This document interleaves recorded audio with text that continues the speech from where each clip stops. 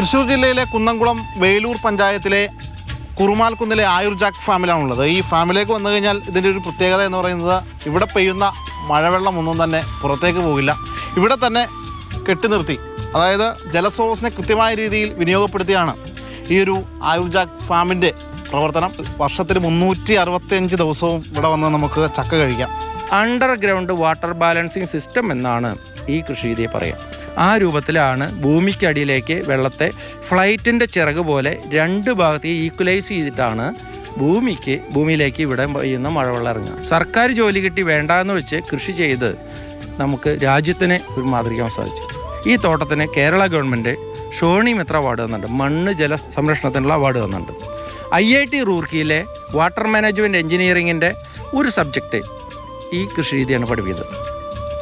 അതേപോലെ തന്നെ ഐക്യരാഷ്ട്രസഭയുടെ ഇൻ്റർനാഷണൽ വാട്ടർ സസ്റ്റൈനബിലിറ്റി അവാർഡും കിട്ടിയ ഇന്ത്യയിലെ ഏക കൃഷിത്തോട്ടമാണിത്.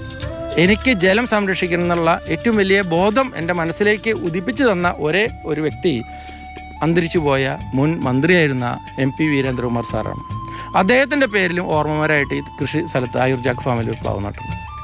അപ്പോൾ MP വീരേന്ദ്രകുമാർ ഒരു കാര്യം കൂടി പറഞ്ഞിട്ടുണ്ട്, 3ാം ലോക മഹായുദ്ധം ഉണ്ടാവുകയാണെങ്കിൽ അത് ജലത്തിൻ്റെ പേരിലായിരിക്കും എന്നും അദ്ദേഹം പറഞ്ഞിട്ടുണ്ട്. പത്മശ്രീ മമ്മൂട്ടി, ലഫ്റ്റനന്റ് കേണൽ മോഹൻലാൽ ഇവരുടെ പിറന്നാളിന് ഓർമ്മമരമായിട്ട് നട്ടതാണ് ആ 2 പ്ലാവ്.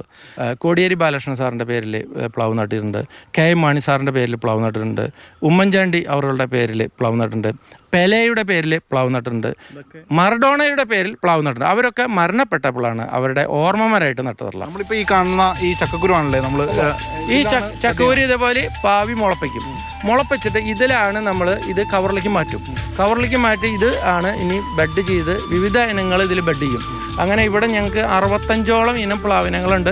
കുറച്ച് ഇനമാണ് തൈകളായിട്ട് ഉൽപ്പാദിച്ചു കൊടുക്കണുള്ളൂ. ഇങ്ങനെയുള്ള കൃഷിരീതി കേരളത്തിൽ അവലംബിച്ചാൽ ഒരു 25% കേരളത്തിലെ ജലക്ഷാമം തീർക്കാം.